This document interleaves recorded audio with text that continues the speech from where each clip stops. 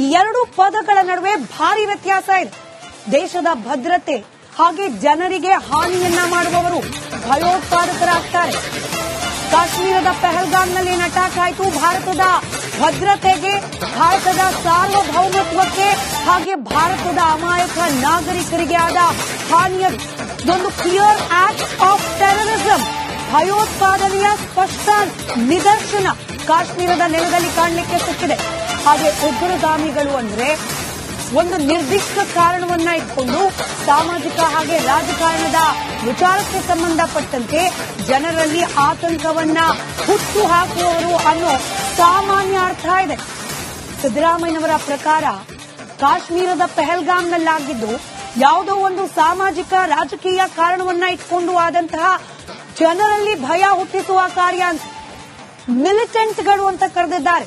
ಪಹಲ್ಗಾಮ್ನ ನರಮೇಧದಲ್ಲಿ ಭಾಗಿಯಾಗಿದ್ದ ರಕ್ತ ಪಿಪಾಸುಗಳನ್ನ, ಉಗ್ರಗಾಮಿಗಳಿಂದಾದ ದಾಳಿಯನ್ನ ಸಿದ್ದರಾಮಯ್ಯನವರು ಬಹಳ ಹಗುರವಾಗಿ ಗಮನಿಸುತ್ತಿದ್ದಾರೆ. ಪದ ಪ್ರಯೋಗದಲ್ಲೂ ಕೂಡ ಸಿದ್ದರಾಮಯ್ಯನವರಿಗೆ ಛಾತಿ ಇಲ್ವಾ, ಧೈರ್ಯ ಇಲ್ವಾ, ಗಟ್ಟಿ ಧ್ವನಿಯಲ್ಲಿ ಅದನ್ನ ಖಂಡಿಸಬೇಕು ಅನ್ನೋ ಮನಸ್ಥಿತಿಯಲ್ಲಿ ಸಿದ್ದರಾಮಯ್ಯನವರಿಲ್ವಾ? ಟ್ವಿಟರ್ ಅನ್ನ ಕೂಡ ಗಮನಿಸ್ತಾ ಇದ್ದೀರಿ. ಮಿಲಿಟೆಂಟ್ ಅನ್ನೋ ಪದವನ್ನ ಬಳಕೆ ಮಾಡುವ ಮೂಲಕ ಸಿದ್ದರಾಮಯ್ಯನವರು ಟೆರರಿಸ್ಟ್ ಅಟ್ಯಾಕ್ ಅನ್ನ ಕೂಡ ಬಹಳ ಹಗುರವಾಗಿ ಪರಿಗಣಿಸಿದ್ದಾರೆ. ಒಂದ್ ಕಡೆ ಪಾಕಿಸ್ತಾನದ ಜೊತೆಯಲ್ಲಿ ಯುದ್ಧ ಬೇಡ ಅಂತಾರೆ, ಮತ್ತೊಂದು ಕಡೆಯಲ್ಲಿ ಅಮಾಯಕ ಹಿಂದೂಗಳನ್ನ ಹೊಡೆದು ಉರುಳಿಸಿದವರನ್ನ ಭಯೋತ್ಪಾದಕರು ಅಂತ ಕರೆಯುವಲ್ಲೂ ಕೂಡ ಸಿದ್ದರಾಮಯ್ಯನವರು ಹಿಂದೂ ಮುಂದೆ ಯೋಚನೆ ಮಾಡ್ತಿದ್ದಾರೆ. ಟೆರರಿಸ್ಟ್ ಅಂತ ಕರೀತಾ ಇಲ್ಲ ಸಿದ್ದರಾಮಯ್ಯನವರು, ಬದಲಾಗಿ ಮಿಲಿಟೆಂಟ್ಸ್ ಅಂತ ಕರೀತಾ ಇದ್ದಾರೆ. ಮತ್ತಷ್ಟು ಡೀಟೇಲ್ಸ್ ನನ್ನ ಕಲೀಗ್ ಅಭಿಷೇಕ್ ನೀಡ್ತಾ ಹೋಗ್ತಾರೆ. ಅಭಿಷೇಕ್, ಸಿದ್ದರಾಮಯ್ಯನವರಿಗೆ ಒಂದು ಸಮುದಾಯದ ಓಲೈಕೆ ಮಾಡ್ತಾರೆ ಅನ್ನೋ ಹಣೆಪಟ್ಟಿ ಆಲ್ರೆಡಿ ಅಂಟಿಕೊಂಡಿದೆ. ತುಷ್ಟೀಕರಣ ಮಾಡ್ತಾರೆ ಅನ್ನೋದನ್ನ ಸಿದ್ದರಾಮಯ್ಯನವರ ವಿರುದ್ಧವಾಗಿ ಅನೇಕರು ಮಾತನಾಡ್ತಾರೆ. ಇದನ್ನ ತಪ್ಪು ಅಂತ ಹೇಳಿ ಪ್ರೂವ್ ಮಾಡ್ಕೊಳ್ಬೇಕಾಗಿದ್ದ ಸಮಯ. ಮೊದಲು ದೇಶದ ನಾಗರಿಕರು, ದೇಶದ ಭದ್ರತೆ ಅಂತ ಹೇಳಿ ಸಿದ್ದರಾಮಯ್ಯರು ಆದ್ಯತೆ ನೀಡಬೇಕಾಗಿದ್ದ ಸಮಯ. ಇಲ್ಲೂ ಕೂಡ ಮೃದು ಧೋರಣೆ. ಟೆರರಿಸ್ಟ್ಗಳನ್ನ ಟೆರರಿಸ್ಟ್ ಅಂತ ಕರೀಲಿಕ್ಕೆ ಸಿದ್ದರಾಮಯ್ಯನವರು ತಯಾರಿಲ್ಲ. ಅಭಿಷೇಕ್,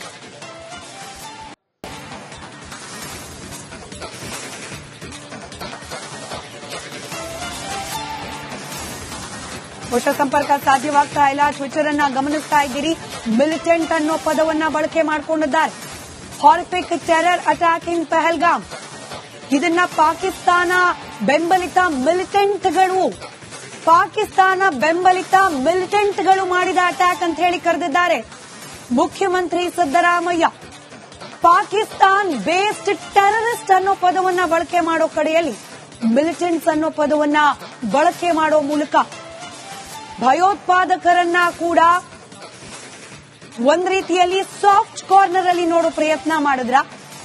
ದೇಶದ ಮೇಲೆ, ದೇಶದ ನಾಗರಿಕರ ಮೇಲೆ ಆದಂತಹ ನರಮೇಧವನ್ನ ಕೂಡ ಸಿದ್ದರಾಮಯ್ಯನವರು ಸಾಫ್ಟ್ ಕಾರ್ನರ್, ಮೃದು ಧೋರಣೆಯಲ್ಲಿ ನೋಡೋ ಪ್ರಯತ್ನವನ್ನ ಮಾಡಿದ್ರ ಅನ್ನೋ ಅನುಮಾನಕ್ಕೆ ಕಾರಣವಾಗ್ತಾ ಇದೆ.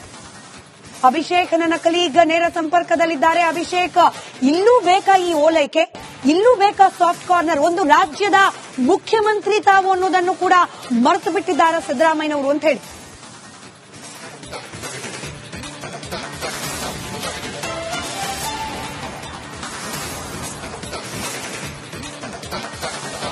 ಇಲ್ಲಿ ಗಮನಿಸಬೇಕಾಗಿರೋ ಒಂದು ಪದ ಅಂದ್ರೆ ಮಿಲಿಟೆಂಟ್ ವರ್ಸಸ್ ನಾವು ಟೆರರಿಸ್ಟ್ ಅಂತ ಗಮನಿಸಬೇಕಾಗತ್ತೆ. It is a very clear act of terrorism ಅಂತ.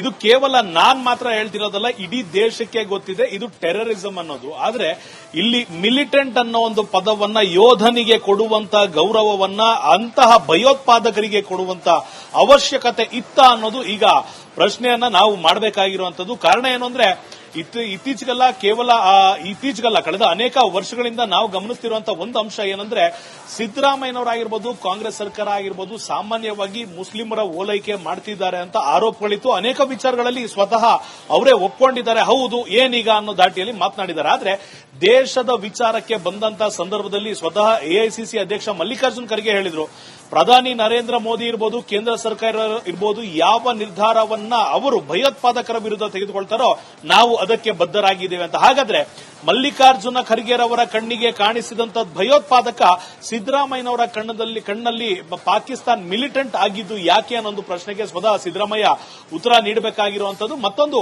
ಅಂಶ ನಾವು ಗಮನಿಸ್ತಿರೋದೇನಂದ್ರೆ ಅವರು ಒಂದು ಸ್ಟೇಟ್ಮೆಂಟ್ ಅನ್ನ ಕೊಡ್ತಾರೆ. ಏನಿತ್ತು ಆ ಸ್ಟೇಟ್ಮೆಂಟ್ ಅಲ್ಲಿ ಅಂದ್ರೆ ಯುದ್ಧ ಮಾಡುವ ಅವಶ್ಯಕತೆ ಇಲ್ಲ. ಅದಾದ ನಂತರ ಮತ್ತೊಂದು ಹೊಸ ಸ್ಟೇಟ್ಮೆಂಟ್ ಬರುತ್ತೆ, ಯುದ್ಧ ಬೇಡ ಅಂತ ನಾನು ಹೇಳಿಲ್ಲ, ಅಗತ್ಯ ಬಿದ್ದಾಗ ಕೊನೆಯ ಹಂತದಲ್ಲಿ ಮಾತ್ರ ಮಾಡಬೇಕು ಅಂತ. ಅಲ್ಲಿಗೆ ಎರಡನೇ ವರ್ಷನ್ ಕೂಡ ಈ ಒಂದು ಟ್ವೀಟ್ ನಲ್ಲೂ ನಾವು ಎಕ್ಸ್ಪೆಕ್ಟ್ ಮಾಡಬಹುದೇನೋ ಅನ್ನೋದನ್ನ ಕಾದ್ ನೋಡಬೇಕಾಗಿದೆ. ಯಾಕಂದ್ರೆ ಯಾವಾಗ ಅವರ ಸರ್ಕಾರಕ್ಕೆ ಅವರಿಗೆ ಅವರು ಮಾತನಾಡಿದಂತ ಅವರು ಟ್ವೀಟ್ ಮಾಡಿದಂತ ವಿಚಾರಗಳು ಹೊಡೆತ ಬೀಳಕ್ ಸ್ಟಾರ್ಟ್ ಆಗುತ್ತೆ, ಅದರ ಸೆಕೆಂಡ್ ವರ್ಷನ್ ಅನ್ನ ಸಾಮಾನ್ಯವಾಗಿ ನಾವು ಕಾಂಗ್ರೆಸ್ನ ಸರ್ಕಾರ ಇರಬಹುದು ಅನೇಕ ಸಚಿವರಿಂದ ಕೂಡ ನೋಡಿದ್ದೇವೆ. ಇಲ್ಲಿ ಯುದ್ಧ ಬೇಡ ಅಂದಂತ ಚೀಫ್ ಈ ಎರಡು ಪದಗಳ ನಡುವೆ ಭಾರಿ ವ್ಯತ್ಯಾಸ ಇದೆ.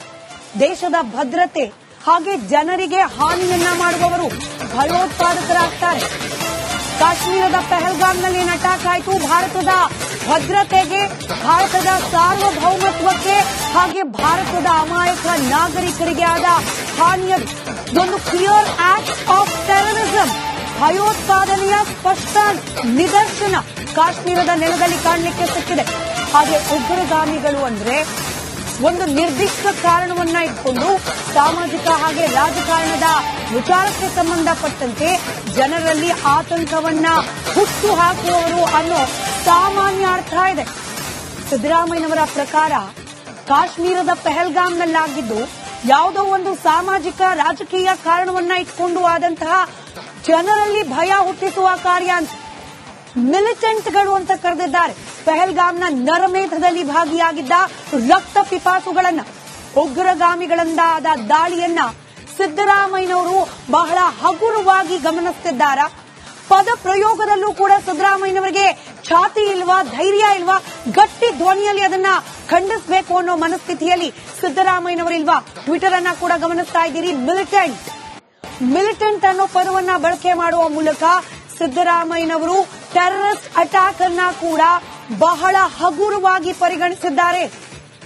ಒಂದ್ ಕಡೆ ಪಾಕಿಸ್ತಾನದ ಜೊತೆಯಲ್ಲಿ ಯುದ್ಧ ಬೇಡ ಅಂತಾರೆ, ಮತ್ತೊಂದು ಕಡೆಯಲ್ಲಿ ಅಮಾಯಕ ಹಿಂದೂಗಳನ್ನ ಹೊಡೆದು ಉರುಳಿಸಿದವರನ್ನ ಭಯೋತ್ಪಾದಕರು ಅಂತ ಕರೆಯುವಲ್ಲೂ ಕೂಡ ಸಿದ್ದರಾಮಯ್ಯನವರು ಹಿಂದೂ ಮುಂದೆ ಯೋಚನೆ ಮಾಡ್ತಿದ್ದಾರೆ.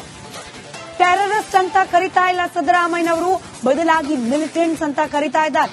ಮತ್ತಷ್ಟು ಡೀಟೇಲ್ಸ್ ನನ್ನ ಕಲೀಗ್ ಅಭಿಷೇಕ್ ನೀಡ್ತಾ ಹೋಗ್ತಾರೆ. ಅಭಿಷೇಕ್, ಸಿದ್ದರಾಮಯ್ಯನವರಿಗೆ ಒಂದು ಸಮುದಾಯದ ಓಲೈಕೆ ಮಾಡ್ತಾರೆ ಅನ್ನೋ ಹಣೆಪಟ್ಟಿ ಆಲ್ರೆಡಿ ಅಂಟಿಕೊಂಡಿದೆ. ತುಷ್ಟೀಕರಣ ಮಾಡ್ತಾರೆ ಅನ್ನೋದನ್ನ ಸಿದ್ದರಾಮಯ್ಯನವರ ವಿರುದ್ಧವಾಗಿ ಅನೇಕರು ಮಾತನಾಡ್ತಾರೆ. ಇದನ್ನ ತಪ್ಪು ಅಂತ ಹೇಳಿ ಪ್ರೂವ್ ಮಾಡ್ಕೊಳ್ಬೇಕಾಗಿದ್ದ ಸಮಯ. ಮೊದಲು ದೇಶದ ನಾಗರಿಕರು, ದೇಶದ ಭದ್ರತೆ ಅಂತ ಹೇಳಿ ಸಿದ್ದರಾಮಯ್ಯರು ಆದ್ಯತೆ ನೀಡಬೇಕಾಗಿದ್ದ ಸಮಯ. ಇಲ್ಲೂ ಕೂಡ ಮೃದು ಧೋರಣೆ. ಟೆರರಿಸ್ಟ್ಗಳನ್ನ ಟೆರರಿಸ್ಟ್ ಅಂತ ಕರೀಲಿಕ್ಕೆ ಸಿದ್ದರಾಮಯ್ಯನವರು ತಯಾರಿಲ್ಲ. ಅಭಿಷೇಕ್,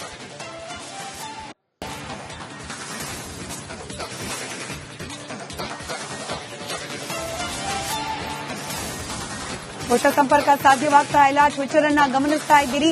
ಮಿಲಿಟೆಂಟ್ ಅನ್ನೋ ಪದವನ್ನ ಬಳಕೆ ಮಾಡಿಕೊಂಡಿದ್ದಾರೆ. ಹಾರಿಫಿಕ್ ಟೆರರ್ ಅಟ್ಯಾಕ್ ಇನ್ ಪಹಲ್ಗಾಮ್, ಇದನ್ನ ಪಾಕಿಸ್ತಾನ ಬೆಂಬಲಿತ ಮಿಲಿಟೆಂಟ್ಗಳು ಮಾಡಿದ ಅಟ್ಯಾಕ್ ಅಂತ ಹೇಳಿ ಕರೆದಿದ್ದಾರೆ ಮುಖ್ಯಮಂತ್ರಿ ಸಿದ್ದರಾಮಯ್ಯ. ಪಾಕಿಸ್ತಾನ್ ಬೇಸ್ಡ್ ಟೆರರಿಸ್ಟ್ ಅನ್ನೋ ಪದವನ್ನ ಬಳಕೆ ಮಾಡೋ ಕಡೆಯಲ್ಲಿ ಮಿಲಿಟೆಂಟ್ಸ್ ಅನ್ನೋ ಪದವನ್ನ ಬಳಕೆ ಮಾಡೋ ಮೂಲಕ ಭಯೋತ್ಪಾದಕರನ್ನ ಕೂಡ ಒಂದ್ ರೀತಿಯಲ್ಲಿ ಸಾಫ್ಟ್ ಕಾರ್ನರ್ ಅಲ್ಲಿ ನೋಡೋ ಪ್ರಯತ್ನ ಮಾಡಿದ್ರ. ದೇಶದ ಮೇಲೆ, ದೇಶದ ನಾಗರಿಕರ ಮೇಲೆ ಆದಂತಹ ನರಮೇಧವನ್ನ ಕೂಡ ಸಿದ್ದರಾಮಯ್ಯನವರು ಸಾಫ್ಟ್ ಕಾರ್ನರ್, ಮೃದು ಧೋರಣೆಯಲ್ಲಿ ನೋಡೋ ಪ್ರಯತ್ನವನ್ನ ಮಾಡಿದ್ರ ಅನ್ನೋ ಅನುಮಾನಕ್ಕೆ ಕಾರಣವಾಗ್ತಾ ಇದೆ. ಅಭಿಷೇಕ್ ನನ್ನ ಕಲೀಗ್ ನೇರ ಸಂಪರ್ಕದಲ್ಲಿದ್ದಾರೆ. ಅಭಿಷೇಕ್, ಇಲ್ಲೂ ಬೇಕಾ ಈ ಓಲೈಕೆ, ಇಲ್ಲೂ ಬೇಕಾ ಸಾಫ್ಟ್ ಕಾರ್ನರ್? ಒಂದು ರಾಜ್ಯದ ಮುಖ್ಯಮಂತ್ರಿ ತಾವು ಅನ್ನೋದನ್ನು ಕೂಡ ಮರೆತು ಬಿಟ್ಟಿದ್ದಾರೆ ಸಿದ್ದರಾಮಯ್ಯನವರು ಅಂತ ಹೇಳಿ.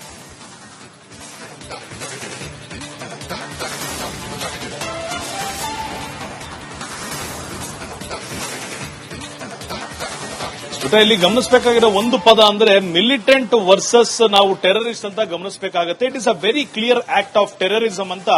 ಇದು ಕೇವಲ ನಾನ್ ಮಾತ್ರ ಹೇಳ್ತಿರೋದಲ್ಲ, ಇಡೀ ದೇಶಕ್ಕೆ ಗೊತ್ತಿದೆ ಇದು ಟೆರರಿಸಂ ಅನ್ನೋದು. ಆದ್ರೆ ಇಲ್ಲಿ ಮಿಲಿಟೆಂಟ್ ಅನ್ನೋ ಒಂದು ಪದವನ್ನ ಯೋಧನಿಗೆ ಕೊಡುವಂತ ಗೌರವವನ್ನ ಅಂತಹ ಭಯೋತ್ಪಾದಕರಿಗೆ ಕೊಡುವಂತ ಅವಶ್ಯಕತೆ ಇತ್ತ ಅನ್ನೋದು ಈಗ ಪ್ರಶ್ನೆಯನ್ನ ನಾವು ಮಾಡಬೇಕಾಗಿರುವಂತದ್ದು. ಕಾರಣ ಏನು ಅಂದ್ರೆ ಇತ್ತೀಚೆಗಲ್ಲ ಕಳೆದ ಅನೇಕ ವರ್ಷಗಳಿಂದ ನಾವು ಗಮನಿಸ್ತಿರುವಂತಹ ಒಂದು ಅಂಶ ಏನಂದ್ರೆ ಸಿದ್ದರಾಮಯ್ಯನವರಾಗಿರ್ಬೋದು, ಕಾಂಗ್ರೆಸ್ ಸರ್ಕಾರ ಆಗಿರ್ಬೋದು, ಸಾಮಾನ್ಯವಾಗಿ ಮುಸ್ಲಿಮರ ಓಲೈಕೆ ಮಾಡ್ತಿದ್ದಾರೆ ಅಂತ ಆರೋಪಗಳಿತ್ತು. ಅನೇಕ ವಿಚಾರಗಳಲ್ಲಿ ಸ್ವತಃ ಅವರೇ ಒಪ್ಕೊಂಡಿದ್ದಾರೆ. ಹೌದು, ಏನೀಗ ಅನ್ನೋ ದಾಟಿಯಲ್ಲಿ ಮಾತನಾಡಿದ್ದಾರೆ. ಆದ್ರೆ ದೇಶದ ವಿಚಾರಕ್ಕೆ ಬಂದಂತಹ ಸಂದರ್ಭದಲ್ಲಿ ಸ್ವತಃ ಎಐಸಿಸಿ ಅಧ್ಯಕ್ಷ ಮಲ್ಲಿಕಾರ್ಜುನ್ ಖರ್ಗೆ ಹೇಳಿದ್ರು, ಪ್ರಧಾನಿ ನರೇಂದ್ರ ಮೋದಿ ಇರಬಹುದು, ಕೇಂದ್ರ ಸರ್ಕಾರ ಇರಬಹುದು, ಯಾವ ನಿರ್ಧಾರವನ್ನ ಅವರು ಭಯೋತ್ಪಾದಕರ ವಿರುದ್ಧ ತೆಗೆದುಕೊಳ್ತಾರೋ ನಾವು ಅದಕ್ಕೆ ಬದ್ಧರಾಗಿದ್ದೇವೆ ಅಂತ. ಹಾಗಾದ್ರೆ ಮಲ್ಲಿಕಾರ್ಜುನ ಖರ್ಗೆರವರ ಕಣ್ಣಿಗೆ ಕಾಣಿಸಿದಂತ ಭಯೋತ್ಪಾದಕ ಸಿದ್ದರಾಮಯ್ಯನವರ ಕಣ್ಣಲ್ಲಿ ಪಾಕಿಸ್ತಾನ್ ಮಿಲಿಟೆಂಟ್ ಆಗಿದ್ದು ಯಾಕೆ ಅನ್ನೋ ಪ್ರಶ್ನೆಗೆ ಸ್ವತಃ ಸಿದ್ದರಾಮಯ್ಯ ಉತ್ತರ ನೀಡಬೇಕಾಗಿರುವಂತದ್ದು. ಮತ್ತೊಂದು